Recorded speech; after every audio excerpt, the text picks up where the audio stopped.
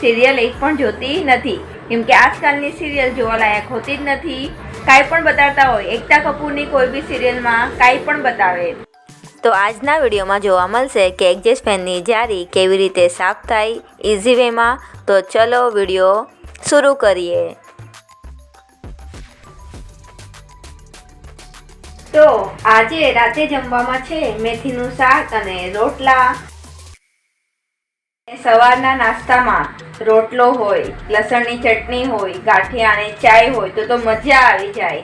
એ પણ મારું ફેવરેટ છે, રોટલો, ગાંઠિયા, લસણની ચટણી અને સવારની ચાય. તો સવારનો નાસ્તો તૈયાર છે. તો રોટલામાં મેં પહેલાં ઘી લગાવ્યું, પછી નમક અને મરચાં ભૂકી છાંટી છે રોટલામાં.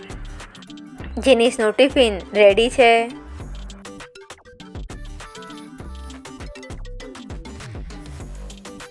By, enjoy. Yeah, you too enjoy. તો હવે હું એડજસ્ટ ફેનની પંખાની આ જારી છે એ સાફ કરીશ. એકદમ ચીકણી થઈ ગઈ છે આ જારી. તો આ જારી સાફ કરવા માટે જોશે વિનેગર, શેમ્પૂ, ખાવાના સોડા અને ડિટર્જન્ટ. તો પહેલાં આપણે એક ટબમાં ગરમ પાણી લેશું, એમાં ખાવાના સોડા નાખશું, મિક્સ કરશું. હવે વિનેગર નાખશું,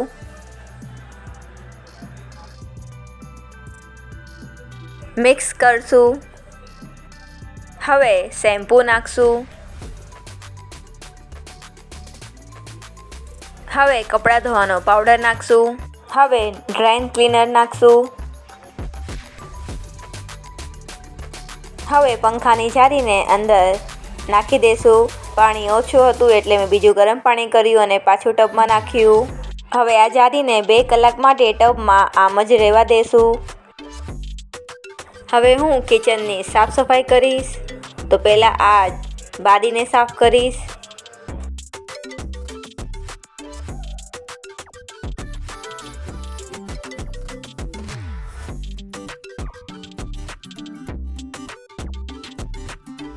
તો ઉપરનું સાફ થઈ ગયું છે, પંખો પણ સાફ થઈ ગયો. તો હવે હું જમી લઈશ.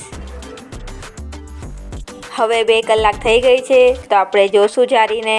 તો જારીની જેટલી પણ ચીકાશ હતી ને નીકળી ગઈ છે. પાણી એકદમ કાળું થઈ ગયું છે, એકદમ કદડો જે હતો એ પાણીમાં આવી ગયું છે. પછી પાણીમાંથી નીકાળીને જારીને બ્રશના મદદથી સાફ કરશું. તો જેટલું બી ચોટેલું હશે ને એ નીકળી જશે. હવે આ જારીને સાદા પાણીમાં ધોઈ નાખશું. તો જે પણ કચરો ચોટેલો હશે એ નીકળી જશે. તો આ જારી કેવી રીતના સાફ કરવી એ મેં એક વિડીયો જોયો હતો, એમાંથી મેં શીખ્યું આ કે આવી રીતના જારી ઇઝીલી અને ફટાફટ થઈ જશે અને ચીકણાશ પણ નીકળી જશે. આટલો કચરો નીકળ્યો જારીમાંથી. તો એડજસ્ટ ફેનની જારી એકદમ નીટ એન્ડ ક્લીન થઈ ગઈ. લાગે છે એવું કે આ માર્કેટમાંથી હું ન્યૂ લઈ આવી હોઈશ.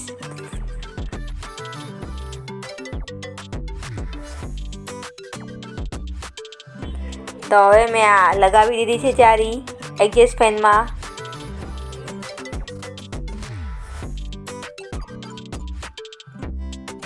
તો આજે રાતે જમવામાં છે મેથીનું શાક અને રોટલા. તો હમણાં હું મેથીનું શાક બનાવું છું. તો મેથીના શાક અહીંયા પણ 2 બનશે, કેમ કે મને સાકરવાળું ગમે, મીઠું શાક મેથીનું. અને અમે બનાવશું રોટલા. તો આ મેથીનું શાક અને રોટલા મારું ફેવરેટ છે. તો રોટલા જોડે છે ને મને મેથીનું શાક હોય, ગલકાનું શાક, તુરિયાનું શાક, પછી મિક્સ કઠોળ હોય. તો એ બધું મને છે ને ભૂસીને રોટલામાં બહુ મજા આવે ખાવાનું. મારું આ બધું ફેવરેટ છે. તો કમેન્ટ કરજો કે કોને કોને રોટલા ભાવે છે ને રોટલા સાથે કયું શાક ફેવરેટ છે. તો હવે હું લસણવાળું મેથીનું શાક બનાવું છું.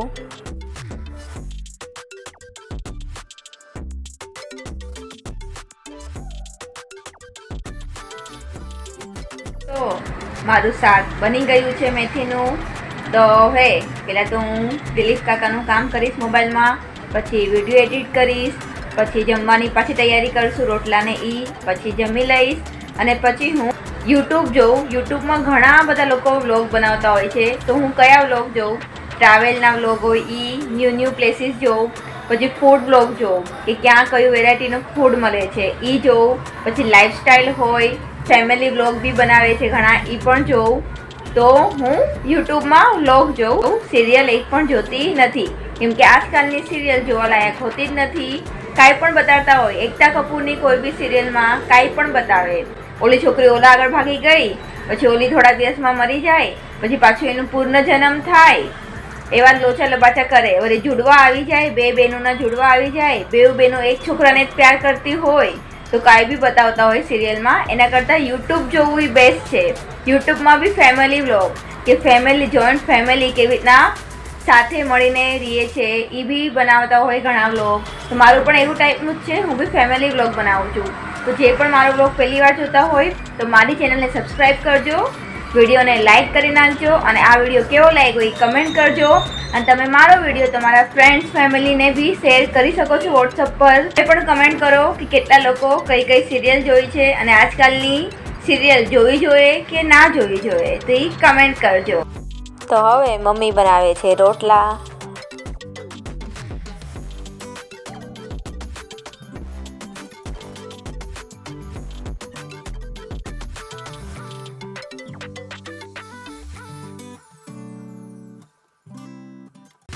आ गए ऑफिस से।